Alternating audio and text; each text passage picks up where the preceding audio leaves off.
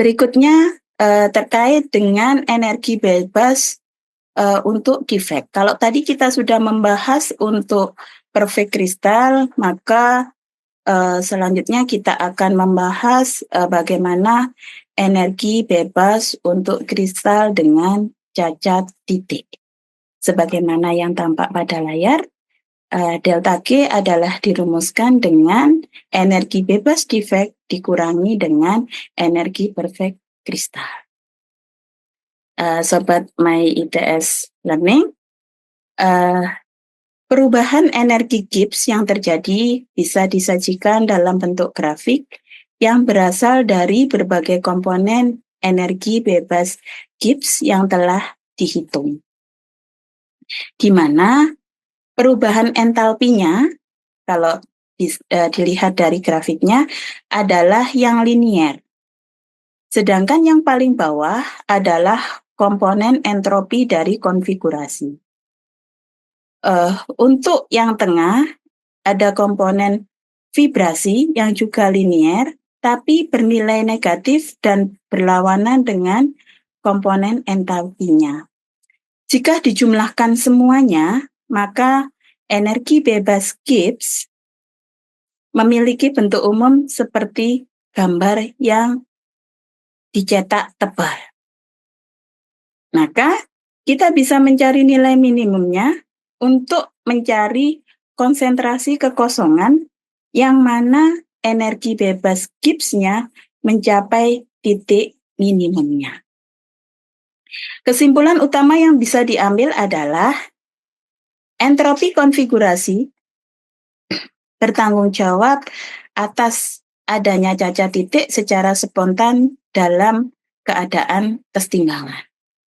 Besarnya perubahan entalpi positif dari pembentukan cacat titik menentukan konsentrasi cacat tersebut pada kesetimbangan termal tertentu. Sebagai contoh, katakanlah pada suhu kamar akan ada konsentrasi spesifik yang akan didorong oleh entropi konfigurasi. Dan nilainya tergantung pada entalpi pembentukan. Misalnya, entalpi pembentukan ini memiliki nilai yang besar, maka kita akan memiliki vakansi atau cacat titik yang lebih sedikit karena sulit untuk membentuk vakansi cacat titik tersebut. Sobat My ITS Learning, berikut ini adalah merupakan termodinamika pembentukan defect untuk Schottky defect dan Frenkel defect, sebagaimana tampak di slide.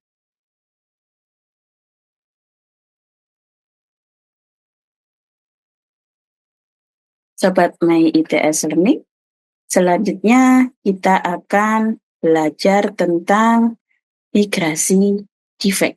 Termasuk di sini nanti kita akan belajar difusi.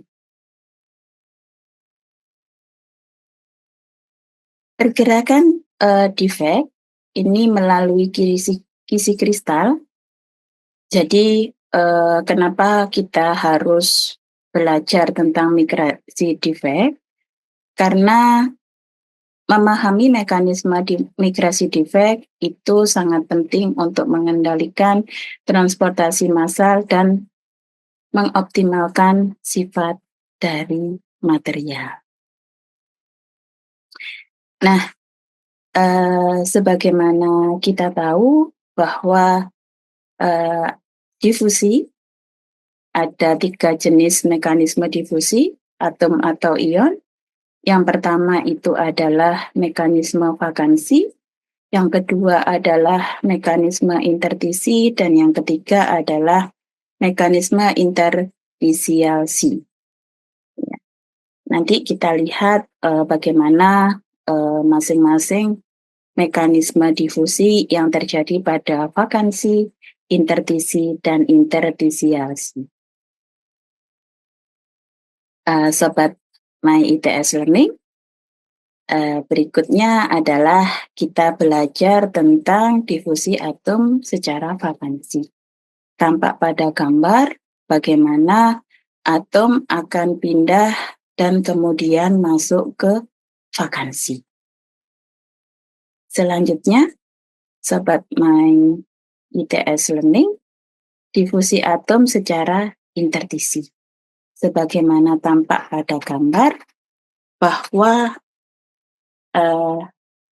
atom pindah ke intertisi baru, dan di sini ada rintangan energi yang harus diloncati.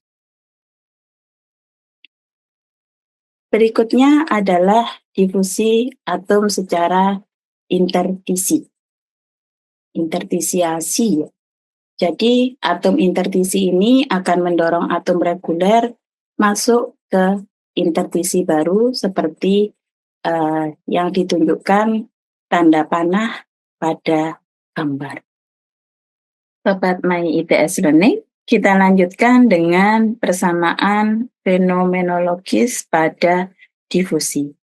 Persamaan difusivitas diri, D, adalah ukuran terkait kemudahan dan frekuensi suatu atom atau ion untuk melompat secara acak dalam kisi kristal tanpa adanya gaya eksternal.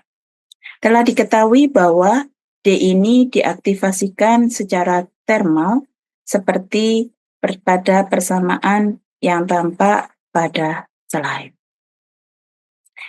Di mana Q di sini adalah merupakan energi aktivasi untuk difusi dan bukan merupakan fungsi temperatur. Namun, tetapan kesetimbangan D0 dipengaruhi oleh temperatur. Diketahui bahwa D sangat bergantung pada stoikiometri dan tingkat kemurnian keramik.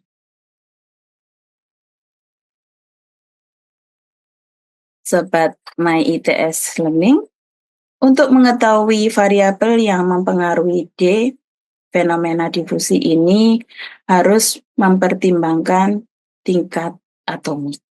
Cara yang paling umum dalam mengukur difusivitas adalah dengan melakukan annealing pada suatu padatan untuk menentukan konsentrasi spesies yang berdifusi di lokasi tertentu dan selama waktu tertentu.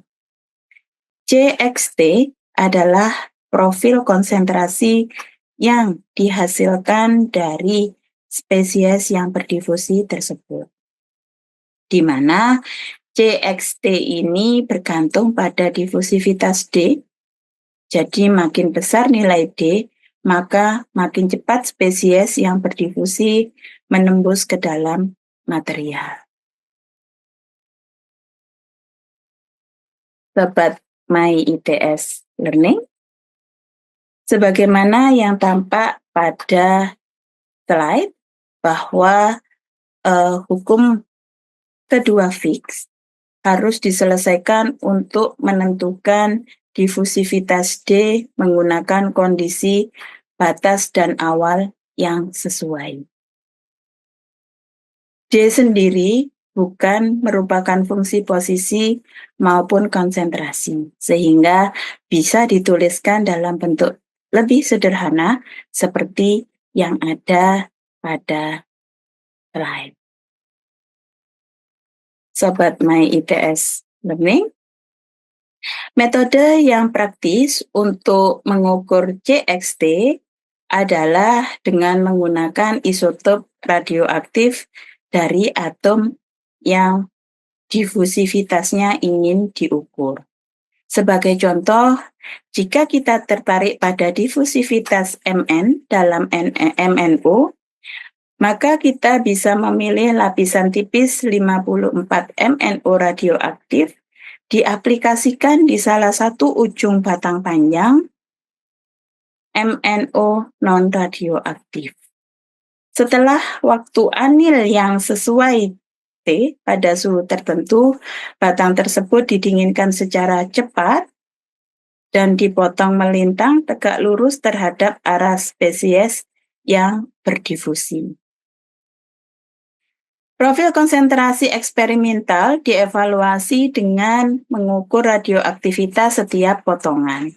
Solusi dari hukum kedua Fick untuk kondisi ini diberikan oleh persamaan seperti yang tampak pada slide, di mana beta adalah jumlah total persatuan luas penampang dari zat terlarut.